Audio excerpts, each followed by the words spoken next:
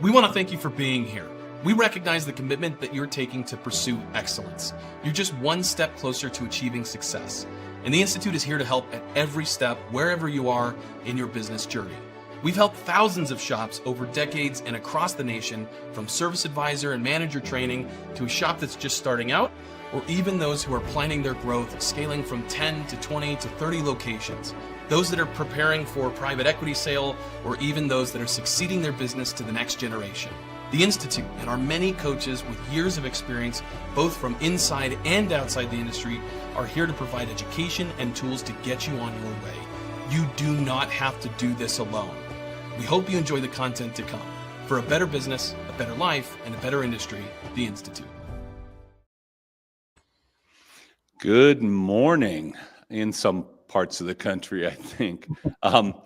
My name is Cecil Bullard. I am the founder of the Institute, and I have with me today Michael Smith, who is our chief strategist, and I would also say presenter extraordinaire. Michael, welcome. Thank you, sir. Today, this is an Ask Me Anything, so if you are online with us and you want to ask questions, please put them in the comments and we will bring them in and do our best to get the answers. Today, I think I'd like to start us out, however, kind of talking about this this idea of the venture capitalists coming in and kind of taking over the industry. Consolidation is what we have. Michael, I think you and I have known each other now about 3.5 years, and I think you're coming up on 2 years with the Institute. Two and a half already. Can you believe it? Yeah. Oh, time flies when you're having fun, right? You're having fun. When you're getting younger every day. Let's go back to maybe 2 years ago and compare. Venture capital is definitely coming in to the industry. I probably have 5 or 6 inquiries from mainly at this point what they call them a family practice, family office for potential purchase of the Institute because they want to be in the vertical, and they often talk about the vertical. And then I also get, I don't know, probably somewhere between 8 and 12 things from venture capital companies that are inquiries. In fact, I think I have a conversation tomorrow with one of them. Hey, we're in Canada and we're trying to consolidate up here in Canada, and we've kind of looked you up and we think you know a lot of stuff, so we'd like to talk to you. Often that leads to a quote unquote job opportunity on either on the board or as some kind of a consultant to them, for the marketplace. So go back 2 years ago and think about, where the industry, we thought the industry was going, where the industry is going, and then now look at it today and tell me your thoughts on, on that. Yeah, it's very interesting. And in fact, if you'll indulge me, I want to back up about a decade just for the start, if we can, and go back to the very first private equity guys that showed up at the table. And they had a vision, knowing in this industry, we were headed in the direction of what 50, 60 other industry verticals have gone down. The first one's on the ground. Maybe the one we all know best is Automotive out of Phoenix, put a stake in the ground decade-ish ago, something in that neighborhood. About 10, 12 years, yeah. Yeah, something like that. And they bought a, reasonably smallish local shop that was underway and had some local presence and started. And the idea was to add to those are called the baseline or the platform companies that you start with, and then they make investments from there. And the idea is to just add scale scale takes your multiple up on an exponential basis when you go to sell the business. So there's a game afoot where the mom and pops, and I hesitate to call us that because I don't want to offend anybody with that, but from an investment perspective, we are a mom and pop industry, meaning we're mostly small, mostly privately held, mostly owner operated. And then the idea is to come sweeping in, buy up some kind of a regional starting presence of 5 to 10 to 15 shops, and then sell it to a bigger fish who then rolls up 4 or 5 of those and goes on. So that started a decade-ish ago with Sun. We knew it was coming. It's not a big surprise. Part of the reason I'm in this industry at this point was a decade ago, I got introduced to a 3-shop company that wanted to do something different. And so I kind of watched it coming. And so what happened was there was this great expectation that our industry was going to roll up quickly. And it hasn't gone as quickly as we thought. And Cecil, now I'm going to kind of jump into the next 5 to 2 years to kind of where we are today. Yeah, the sun showed up. Yeah, brother, go ahead. Yeah. Before you go there, I want to clarify a couple of things. Okay. Sure. So you talked about the multiple, and so if I have one shop net 10 or 12%, and I'm involved in the business day to day, and business isn't really growing much, etc. What's my multiple? Okay, and I know that answer, but it depends on where your shop is. First of all, if you're in a geographic region where there's immediate distance, geographic growth available for expansion is different than if you're rural. But let's just say you're in sort of the middle of all that. You would get maybe if it's, I'm going to say this, and this is part of what surprised private equity. In any industry vertical, you would imagine that maybe the middle of the bell curve would be a 7 to 8% profit margin. Maybe this 80th percentile would be a 12 to 15% profit margin. And the top shops or top companies in that industry, depending on the industry, if you're in the retail groceries, our margins aren't that high. But in an industry like ours in the trades that are profitable, you could expect a 25, 30% profit margin, top 10%. Ours is a harder business than that. So I'm going to get to the answer to your question. The middle of the bell curve. So when I guess what I'm saying is when you're saying a 10 to 12% profit margin, you're not talking about a 50th percent. No, that's on the higher end. It's on the way higher end of our bell curve. And so when my point is, when they look in, the average shop will get a 2.5 to 2.75 EBITDA. Let's use net and EBITDA interchangeably. They are different numbers. EBITDA is a financial net number, which is more pure, if you will, but we use net. So let's talk nets, right? The average company at the top of our bell curve, halfway through the 235,000 companies, is a 2 to 3% profit margin. It's got 2 to 3 employees, and the owner doesn't take home a paycheck every day. So when we're talking about, so I'm making net 40, net 50, maybe net 60,000. I've got a 60, 80,000 paycheck with a truck and insurance and gas and whatever else I managed to pilfer from myself. And I'm going to get a 2.5x maybe out of that. You're going to get, right? You get a 2.5x. And here's what's going to hold you back. Here's what's going to be in your favor. That your nets are higher than normal. Here's what's not going to hold you in favor is the fact that you're still deep up to your neck in the business. And we have talked. And so I don't want to dig way deep here. I just want to kind of set the stage. All right. So I've got a business that's doing, let's say, 650,000, two techs. By the way, that should be $1 million, $1.2 million business, two techs. But I know shops, and I know that many shops are stuck in the 657 range with two techs in their shop.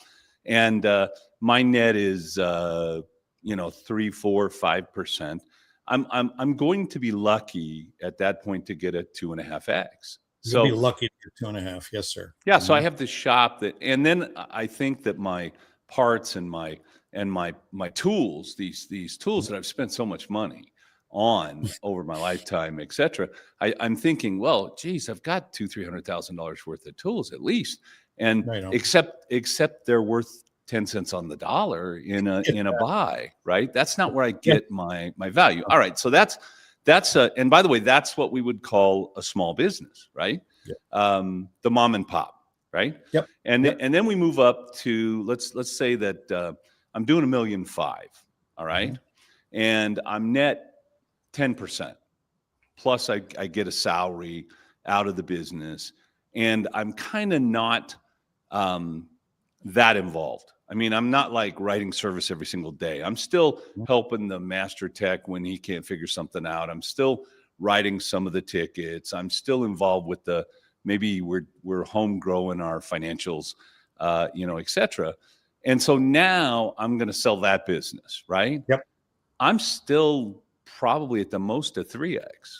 3 to 3.25. Here's the extra quarter. If you really aren't in the business and you really are working on it, meaning you can disappear for a week and nothing really substantially changes. If you have growth from revenue and profit on top of the 3, you might get to a 3.25. Growth is a good thing in the investment business. You want to buy a growing business, not a shrinking one. Quality of leadership, stability of team.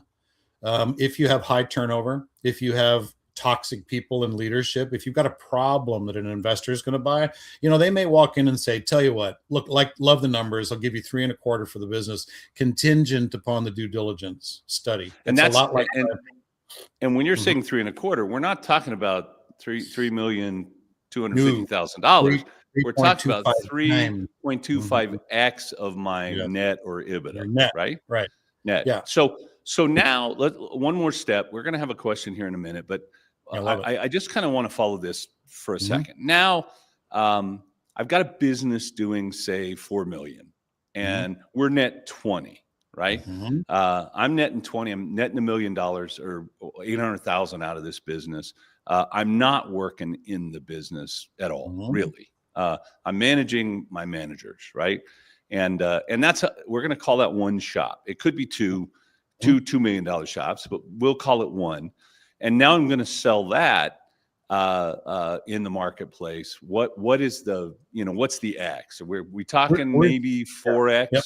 No, maybe 4. I'd say you'd be a real stretch to get to 4. And again, this feels like real scale from our single shop perspective that we tend to run historically. At the finance investment level, you're still very, very, very small. And those numbers are a lot better than what we started with. They're a lot better, but they're not going to scale you to higher multiples yet. So maybe 3.5, maybe 3.75 if you can demonstrate stability over time in these things. Getting to 4s, I mean, maybe. Right. If I wait for if everything's perfect, to put the right plan together, if I wait long enough, etc. I may not have the runway to wait. But absolutely. That's still, by the way, that's still small business. It's still very small business, right? So now I've got 4 locations, and each location is doing, say, $2 million. I'm doing 8, maybe 10 million. I'm still net 20, 22, 24. I'm not involved in that business on a day-to-day basis. I have an area manager. I have managers in the stores, et cetera, et cetera. 4.5x, 5x. No, I'd say 4.5 would be the range you're looking at. And it feels like we're growing a lot and crawling slowly, and that is absolutely true. So one of the things that I've recognized is that I know some deals that have been done where there were 10x, 12x, and some other opportunities in those deals. And I know you were involved in one of those. We're not going to, we won't mention names and all of that stuff, but I don't see as many of those happening as I thought I would see happening at this point in time. I think the private equity guys are not seeing. Cecil, there is $1 trillion and almost $500 billion of what they call a dry powder out there. $1.5 trillion in investors' hands, and these are big investors all the way down to small that can't find projects. So let me just say, to start my comment, they're dying for us to have projects, but here's where we don't have them. We don't have scaled 10 plus location type companies, 20 locations, 40 locations, 60 locations that they can sink their teeth into and get into with a 10 to 12 to 13, maybe even a 15 times EBITDA, because we haven't built that kind of scale yet. And so the challenge, brother, go ahead. So one of the things that you did in what you did was you brought 5 smaller players together and created a 40 location-ish Right. offering, which Yep. moved the X up considerably. Yeah, Right? they immediately gained scale from each other by coming together into a group. Now, there's a downside to that too, is that the PE guys, the private equity investors, are buying 5 different transactions in a single transaction, if that makes sense. So the complication of implementation is multiplied by 5 within a single project. So that the multiples aren't as high as if you had a single company that brought 40, 50 locations to the table, right? And There's so, pros and cons to all of this. yeah. Yes, sir. And so Yep. what I really kind of want to talk about here, and Mhm. I still don't see the question. Maybe it's because Yep. my glasses aren't good enough. But if I'm a small business and I'm doing not a great job, I might be worth 2x. Okay, 2.2, 2.4, right? If I'm a medium-sized automotive shop, $1.5 million, 2 million, I might be worth 3.5x. If I'm a multi-location doing 10 million, I might be worth 4.5x. And I'd have to be a 40 to 50 or a combination where I brought in 40 or 50 shops with the right revenue in order to get an 8x, a 10x, and maybe even a 12x. Okay. Yep. And so what I have not seen is these companies that are out there buying shops, like talk about Sun, they went crazy twice. All right. They dumped a bunch of money. And then a few years later, they dumped a bunch more money into the Phoenix area, bought up a few hundred shops in that area. And now they seem to be not stalled, but certainly their growth is not, I think, what they thought their growth was going to be. And Right. there are fewer and fewer shops for them to buy. So I'm looking, yesterday I got an ad for a Ford-bay shop. I happen to know where it is. I happen to know who used to own it. But that shop is for sale for nickels. I mean, nickels. I could go buy it tomorrow, and that's because I got a couple of nickels and that's it. You know, if it was dimes, I'd be in trouble. But nobody's buying it, okay? Because it doesn't have any real value, because it doesn't have the organization, the structure, the systems, the processes, the clients. Right. And what I'm thinking is happening in our industry is a separation of these are the good shops and these are the shops that are not so good. And even in that, I think the smart investor, whether it's private equity or family office or whatever, they're not buying the not so good shops. No. Because they don't see a path through those shops to where they want to go. They're not buying. Yeah, let me just build on something where we're talking about here. Every private equity project would like to start with this platform company in a geographic region, right? So you'd like to have Phoenix, Atlanta, 10, whatever. 10, 20, right? 30 shops in a big city, and you buy that thing right up front, and now you have a presence in the city. So that you pay a big price for. The owner, founder, operators tend not to go away in those. They become partners in the private equity project at that point. They become private equity investors in their own life. They do in their own companies, and they don't go away, because here's the theory. That 30 shop system becomes the system that you then buy 10 shop systems until the market's empty. Then you buy 5 shop systems till the market's empty. Then you buy 2 shop systems. And each of those, Cecil, back to our point, are getting less sophisticated, more work and implementation, a lot more upgrade needed to become to the level of the private equity project. And so the value of those companies, your regional investment there is going down over time as you add scale, and you're dumping that work, and it's not in a bad way, it's an intentional way, on the shoulders of the platform people who are on the ground there. And so they may keep all the separate brands for a while of all the acquisitions, but over time, the original brand on the ground will be rebranded there in the region, or the private equity overall brand will be rebranded across the board. Those are the iterations that Sun went through. They would buy a 20, 30 shop system if they could find it in a region, and then they end up at some point buying onesies and twosies that aren't at the same level of their investments, but that's all that's left in a market. That's the natural flow. The dregs, right? The dregs are there. Yeah, and we don't even want to call them that, because it's just No, I'm with you, and I'm not being critical of the word. There are great shops that are single shops that are run on a one-off basis that are running consistent growth over time, have a very strong team. The owner is sitting and maintaining a good leadership team that runs it for But them. you're still not going to get a 8x You're out not. of that. No, you're because it's not, and not. those are few and far between. Yeah, Right. yeah. So no And matter then where you are, bell curve, yeah, brother. Go ahead. Yeah. I got this weird there's a $1.5 trillion worth of powder in the gun, and there's all these shops that are closing and or disappearing or being sold for the littlest of money to the service advisor or the ex partner or whatever, and I thought 2 years ago I thought, oh my gosh, private equity is going to come in and just suck those up, right? Um, give me the incoming question. What are your thoughts on sharing a corporate office with other like-minded shop owners? That, by the way, that's from Issa Tola. I hope I got that right from pronunciation.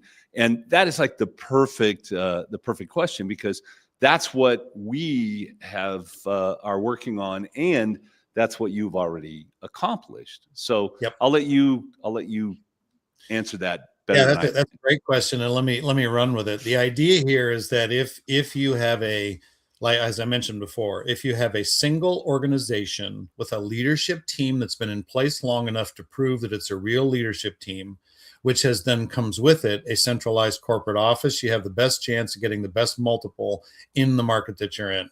A step along the way, Issa or Issa, I'm not sure how you pronounce it, is what you're talking about. If you had other shops and you started to build a sort of a co-op of some of the things that you could share together, you're on track to potentially having, if you will, a co-op of shops that could go to market together.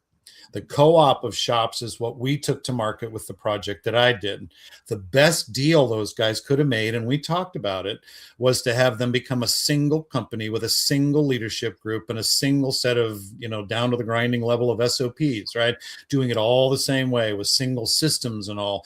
That here's the risk you take, though, and this is what we're here for, right? To look at the pros and the cons of this. The pros are you do that, you get your best outcome. The cons are, what if by the time you're done building, a couple things bad can happen, right? Some of the partners that get into this don't do their piece. Anybody in school remember doing team projects? And some of the people didn't do any work at all, and some people did all the rest of the work to get the grade. This is what you run up against, right? So here's the risk, is that you put all that cost into building a single entity, then it doesn't function because you don't have control anymore. Huge issue in our in business is you are the owner operator, you make all the decisions. And one of my first conversations with folks doing all this roll-up stuff is, you realize that when you make this transaction, you ain't the boss anymore. And they're like, what? And it's like, no, you don't have 51% of your company anymore. Now you have a committee. Now you have a board. Now you may have a controlling group that isn't you, who's going to tell you ultimately what you're going to do, whether you like it or not, if push comes to shove. And people are like, well, wait, I can't work for anybody else. I'm the master of my destiny. The reason I have this shop is because I don't want to be, an employee. It's like, well, that's a big mindset to get your head around. So back to the question, shared services are fantastic, and shared services are a good first step toward kicking the tires on your potential future business partners. Another thing to do is to have a peer group locally of your potential business partners where you guys spend time building relationships with each other. Have it be a local peer group of very select people where you guys help each other improve each other's businesses. The background gain in that is that you're standardizing the way you do things by best practice over time. That gets you closer to being able to roll it up into a roll up local single operation that you could sell to private equity for the multiple, right? Scale gets you higher multiples in private equity. I also think you're driving performance, because when you're comparing yourself against other like shops, and you're saying well, wait a minute, you raised your labor rate $25 an hour, I can raise my labor rate, and by the way, I'm going to go 30 because I'm going to be higher than you, blah blah blah.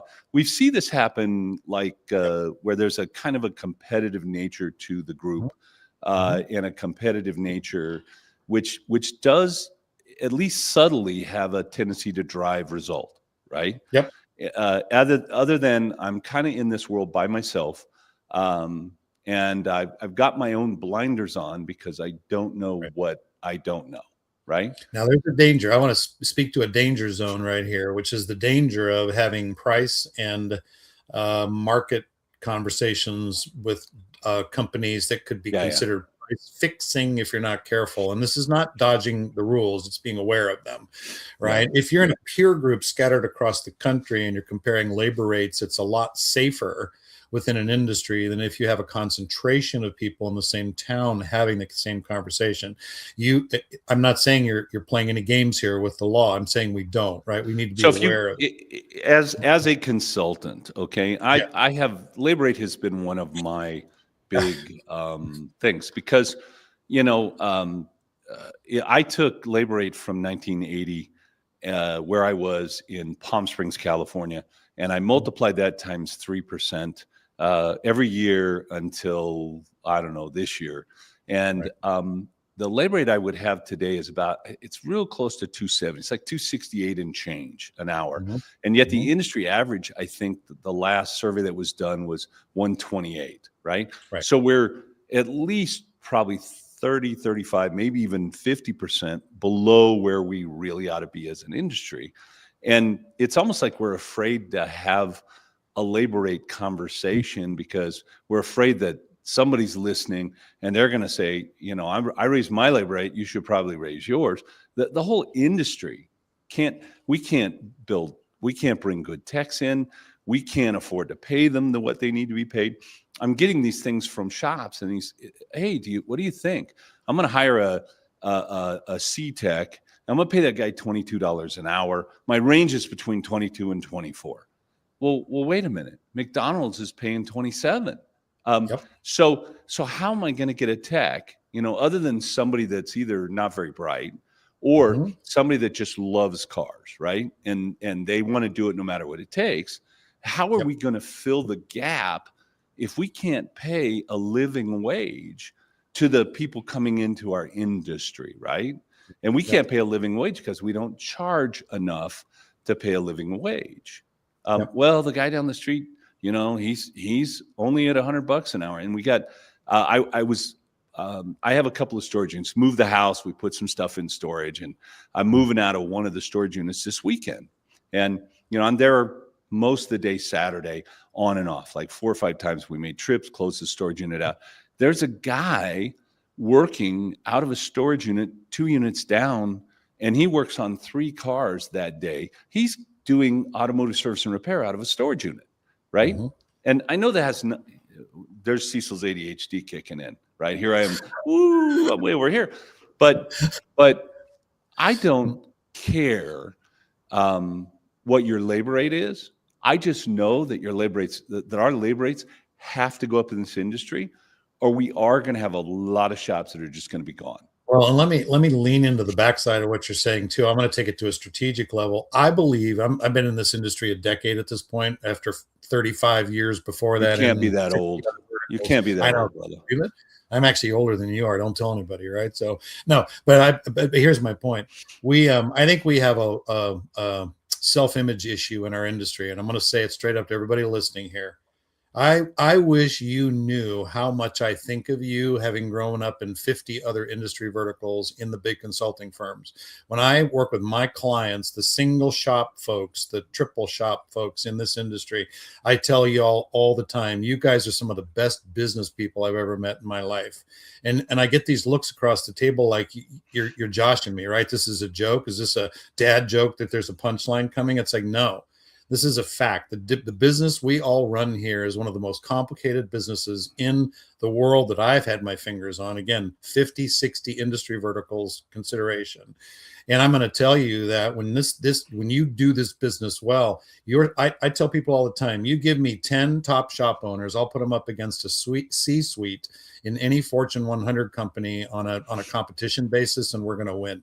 And you guys look back at me like I'm from another planet. I am telling you the truth. And I say that from the standpoint, when we look at the marketplace and downgrade our thinking that, well, they couldn't possibly pay that much in the market. I'm telling you straight up, if your value proposition, not competing on price, and if we had a microeconomic conversation, I would tell you every time, do not compete locally in your market on the basis of low price. Don't do it. There's only one winner in that game. It's the cheapest price, and everybody playing that game is on your way out of the industry.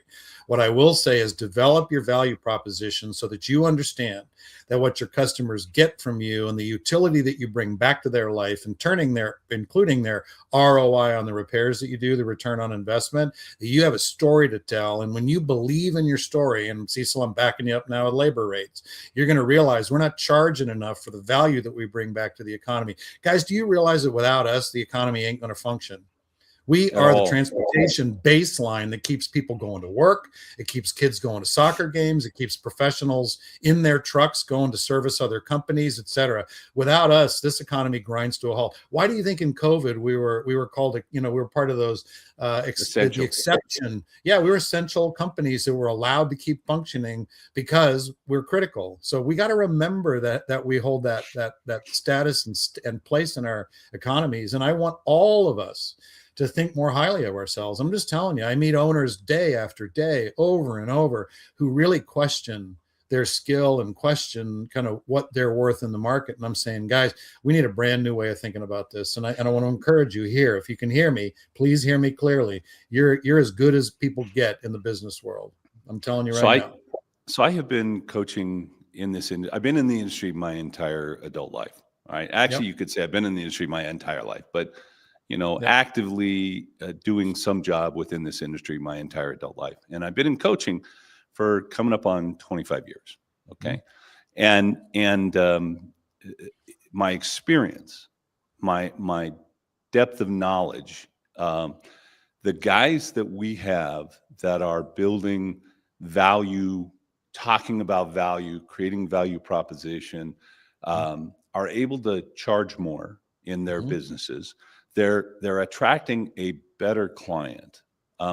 So, there's that, when you're talking to shop owners, they're like, I'd really like to work on Porsches. And you're like, oh, that's wonderful if it's the first or second owner.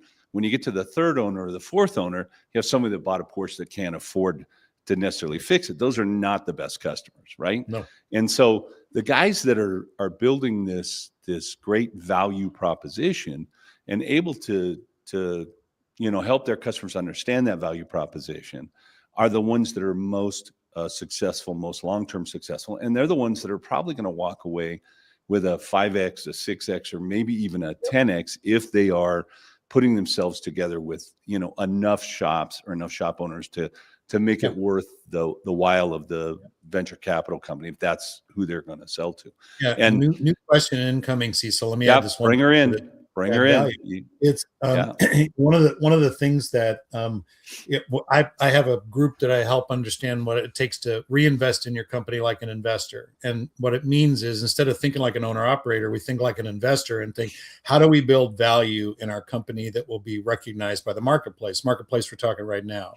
On the short list of many, many things that we consider and develop over time are two critical things, right? One of them is, are you working in the business or are you working on the business? And if you are in the business, you're reducing the value of what you have, because the minute you sell it, they have to replace you, and your profit margins that you demonstrate trying to build your value around aren't going to hold up in their hands because they have to replace you.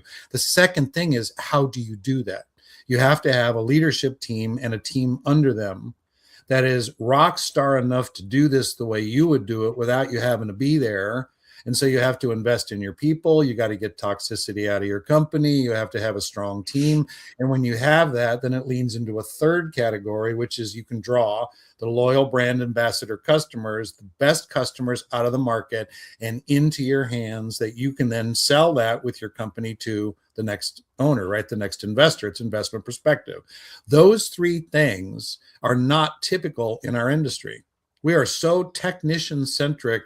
We're running a company like a machine. We get the cars in the front desk. We get them out the end of the day. We've done our job for the day. That is not building an investment grade company. That is building an operating company that has fixing cars.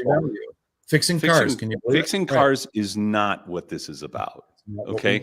I mean, ultimately, cars have to be fixed, but that is not what this is really all about, right? No. Not if you want to have an easier life, not if you want to make more money, not if you want to support the people that are in your company. And I think it's almost always about building a team. Michael Aragorn, please give us the Yeah. next question. Blake, I know Blake. Have you seen situations where an owner Yeah. not Mhm. involved in the day-to-day ops sells to his general manager or management team? Yeah, lots of times. But here's what I see mostly. I see it's not done well, it's not planned well, and it's kind of more of a last minute thing than a 5-year plan to make the best out of this. Because um, uh, too many owners are taking 10% down, or not anything down, because the service advisor, manager, whatever, has not built the money to come in and buy it, and then they're taking payments on a business that actually wasn't really set up well to Mhm. run and be successful in the long run anyway.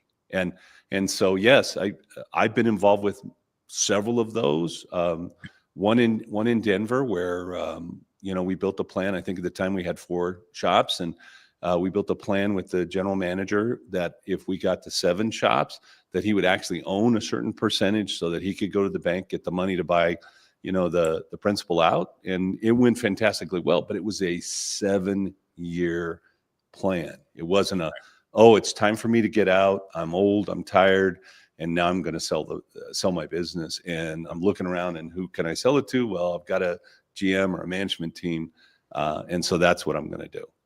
Yeah, Blake, I don't know. I'm going to join Cecil on this and say that your question is based on my experience here in the decade I've been hanging around. That's the way it's usually done. Is that an owner will sell to what we call a key employee, general manager, management team, if it's an MBO, management buyout kind of a thing. That's the way it's mostly been done historically.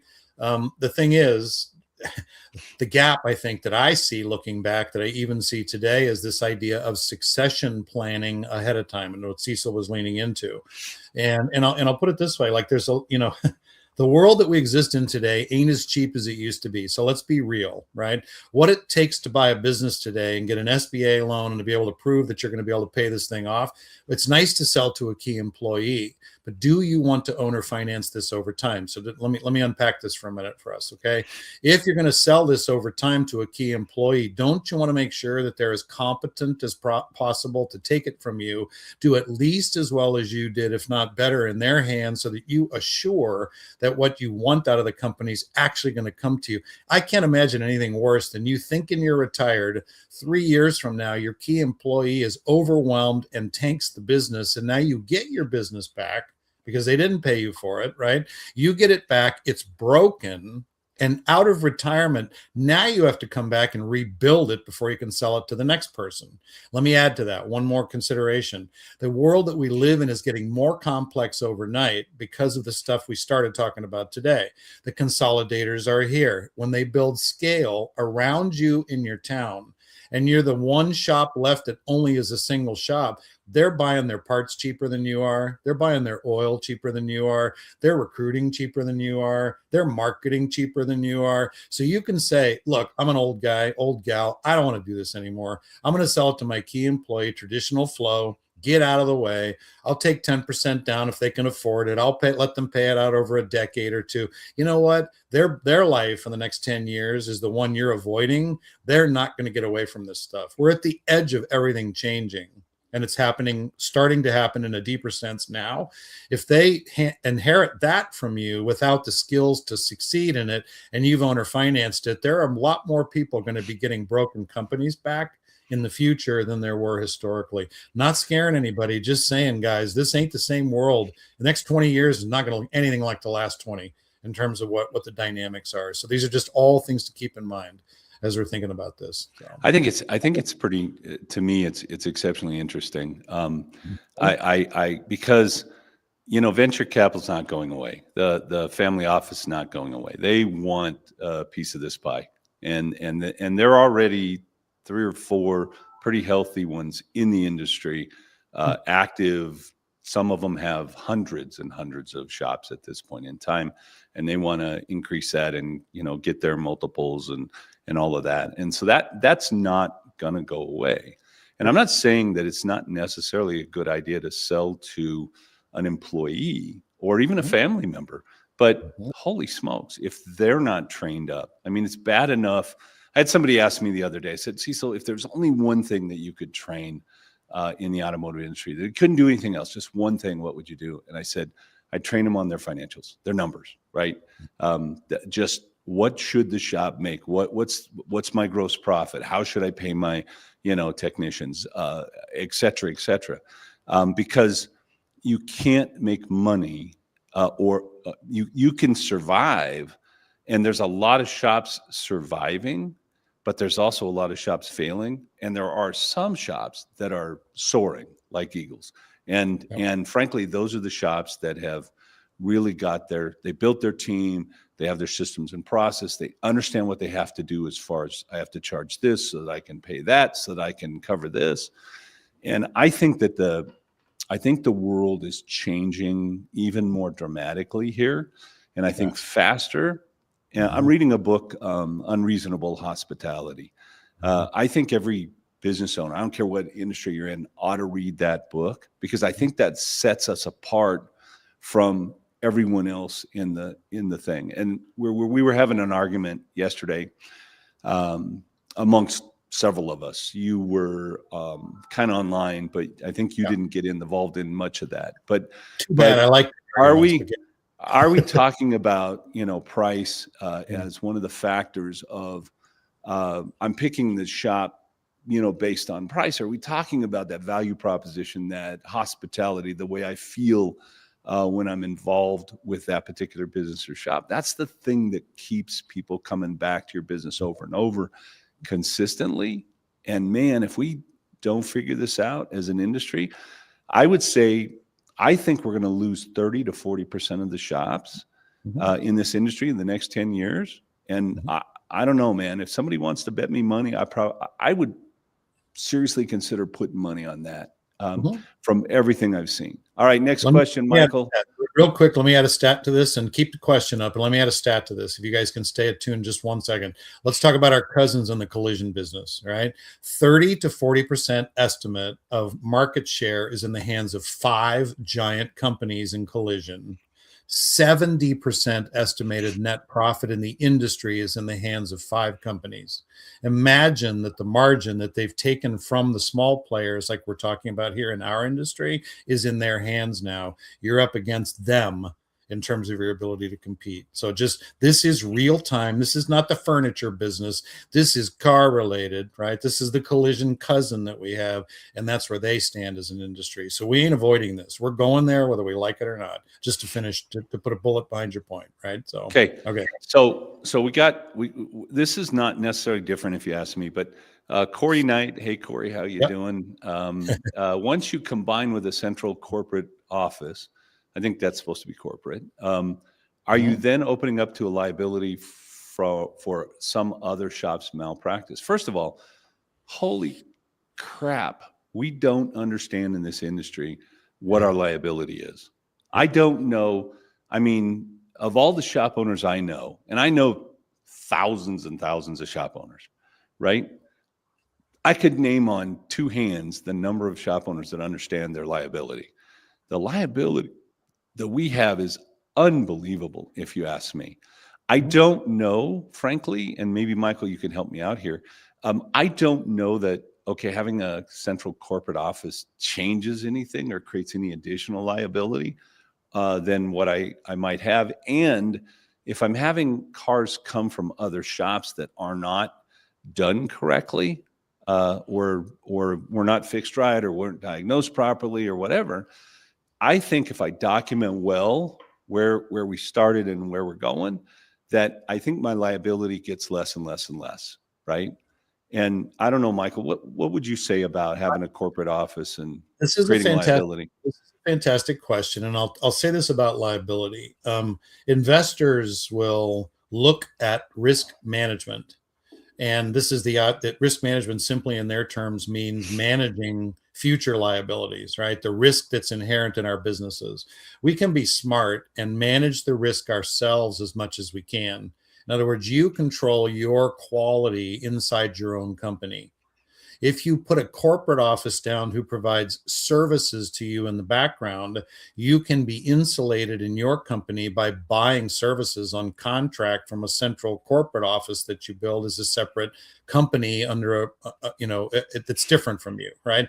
So Bob, who's your peer in buying services from the corporate service company, does something stupid that doesn't roll through the service company to you.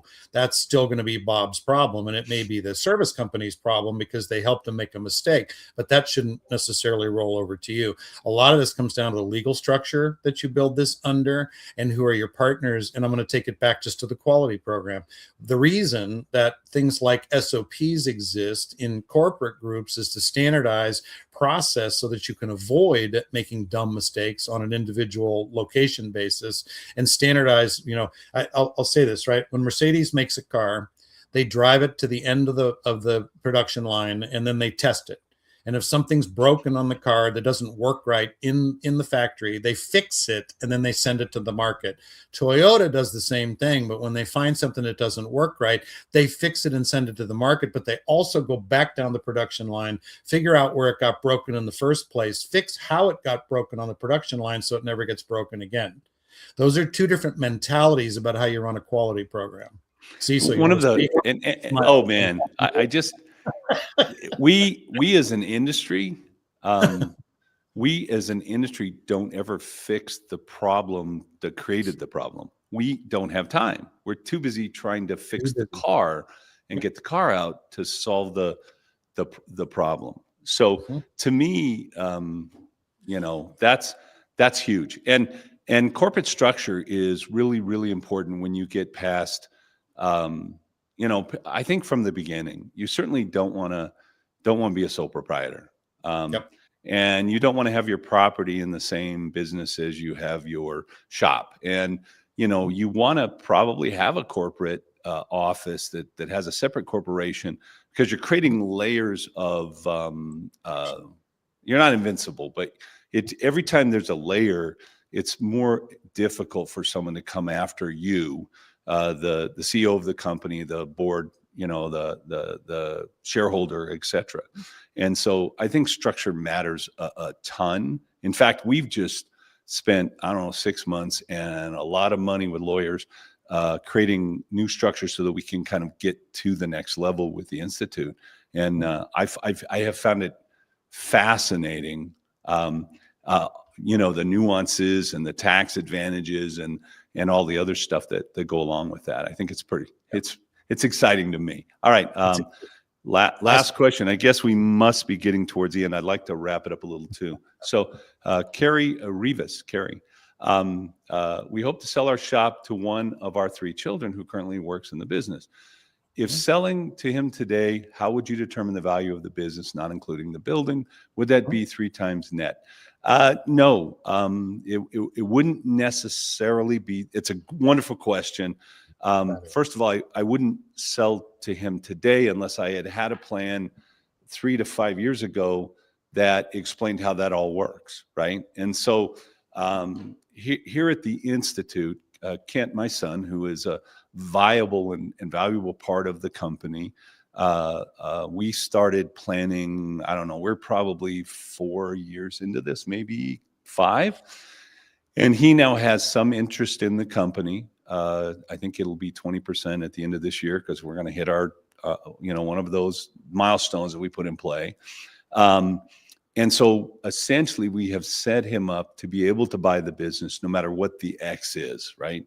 And obviously in what we do, the X's are different than, say, an automotive shop. And so there are so many factors that would say 3X or 4X or 5X or 1X.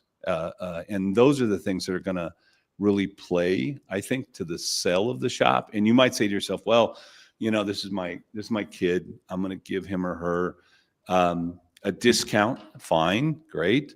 But man, there's so much kind of involved with this. They work in the business. What do they do? Do they understand the business? That coaching and training thing too. If you want them to be successful, stuff we talked about today, that idea of creating a team, having the systems and processes, moving your business forward so your net is not 3%, your net is 12, 15, 18, 22. All of those things play in the real value of your shop. And I believe also whether or not it's going to be successful long term, whether you're there or your son or your daughter's there or one of your top people's there, or you end up selling it to, Billy Bob management, whatever company. So I want to add to this too. When you get done, I want to add to this. I know we're no, I'll be done. You add. Yeah. Now, let me just say, this is a conversation I have a lot with owners, beginning the conversation of, how are we going to get out of this in the optimized way? And regardless of who you sell it to, it's similar questions. Assuming you can sell your business for a profit, a capital gains profit in your life, how do you set that up so that you pay the right amount of taxes, but that you minimize your tax liability? How do you set it up in a family situation, particularly with 3 kids, like you mentioned? And it's a great question. What about the other 2 kids? Do they get a stake in the business? Don't they? What's the stake? How do you transfer it? What's the tax implication to them versus you? One of the conversations I always have is start at the end, like how much time do you have and how much do you need out of the business to retire, parents? Then what are you selling to the kids in terms of the business, and who's going to take what stake and what's their outcome? I will say this about trusts as an example. Trusts are a great tool to use. You may or may not have one, questioner, but for all of you out there, trusts aren't considered valid by the US government until they're over 12 months old. So you can't set up a trust and 3 months later sell your company to somebody and have it be covered and handled under the trust. So you've got some long-term planning to do, is my point. So we do this helping people with these kinds of conversations all the time. Don't do it by random. Don't do it by chance, if you will.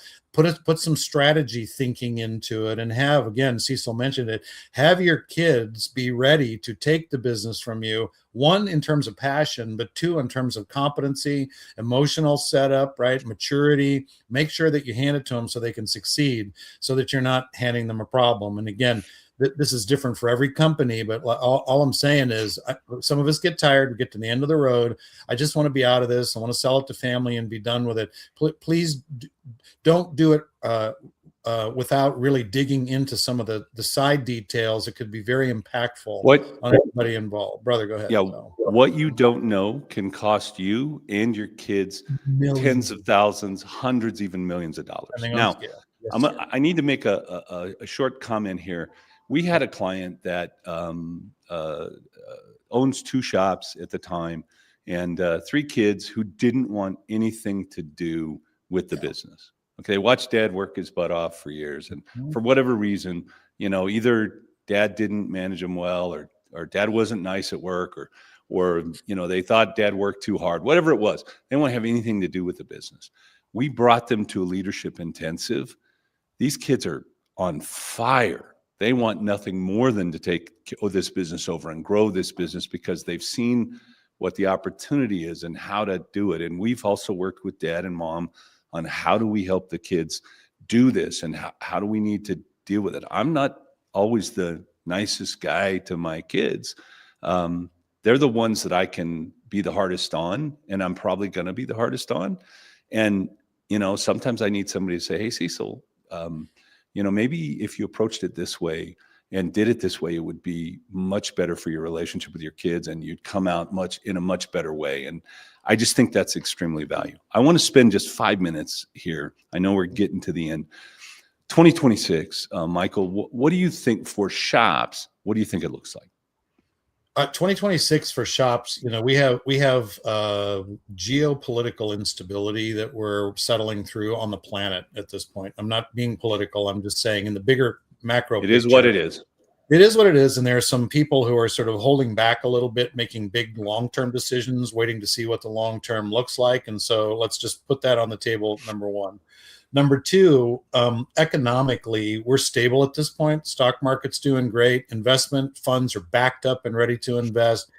I asked the private equity firms, how do you guys plan forward into uncertainty? And they said, well, it's not as complicated as you think. We don't do a bunch of modeling. We look back and we say, over the last 100 years, what are the trends that have been successful so far, and we're going to tend to stay with them until something catastrophic or radical happens and we have to change that strategy. So all the little side questions of, well, what if this happens and what if that happens? At the investment level, they're like, we're going to assume it's largely going to be the same, and we're going to go ahead and keep investing up to our eyeballs. And it for 100 years, it's worked with all the world wars and all the changes. That model works all the way through, right? So from that perspective, what does 26 look like? Money's waiting to be invested. We're aging out as the boomers. The boomers are at least 2/3 of the owners in our industries, if not more. Many of the kids aren't fully prepared for succession yet. Your key leaders aren't as ready as succession ready as you might hope that they would be. So if you're getting out, make sure you know the pathway out. There are private equity opportunities to sell into investment systems to have a little more as an owner in your pocket when you're done. How do you handle the shop and the real estate in your two different hands? There are strategies for this. So Cecil, 2026 is, big, hairy, audacious goals. Think bigger than we tend to think. Get your teams and leaders ready to go big with you, and look forward and plan for the options, plan for the opportunities, and be more creative than we've been historically about what you could pull off. And I'm going to say to you, there are support structures, and I'll brag on ours. We're doing stuff that I don't know anybody else that we compete with is doing, but we've been there, done that. And it's not a sales pitch. I'm just telling you, we can help you do stuff that isn't typical in this industry that can take you to different places, because we know that's where the industry's going. And so what's 26? I'd kick some tires. I'd lift up rocks and look under them that I hadn't looked before. And if you're tired, keep doing it. And don't stop yet. Lift up those rocks and see what's under there. And I'll finish with the kid story, right? We've got multiple clients where the kids were, as Cecil said, leaning out the front door. And all of a sudden they come and they learn this and they're all back in the front. They're not even leaning in, they're in. And they're like, I'm going to build a generational wealth business with my family that has a significant community, employee, customer impact. And we are going to play this roll-up game that's coming, because it's, number one, much more interesting than fixing cars for us, the kids, right? And number two, that's where the industry's going anyway. So why shouldn't we, as insiders with advantage, be in that instead of ceding that opportunity to somebody else? And so I say that to all of us, guys. It's a new world that's here. Whether we like it or not, it's here. So explore the options and see what they look like for you, and then make an advised decision, make a wise decision about where you want to go from 26 and beyond. Don't just be tired and walk out the front door. And please don't ignore this stuff, because what you don't know may end up costing you, more than an arm and a leg. You have no idea what's on the table. And I see 2026 as a huge opportunity for those people that are thinking differently, that are learning things they don't know, that are building great teams and creating value proposition and a business that revolves around those things. And then I see 2026 is very difficult for those people that are, driving price and driving their business based on price and fixing cars. Okay. Mm-hmm. As the primary, I just got to fix this car so I can get the money in the door.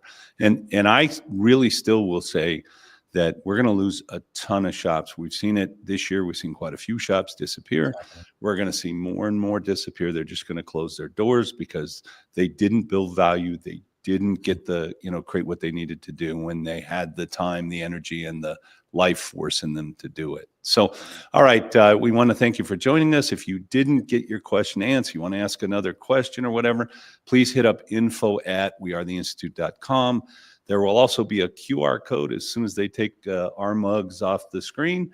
And if you'd like a no risk business evaluation, no cost, we'd be more than happy to spend some time with you and answer your questions and go over those things. And so that QR code is going to pop up here in just a second.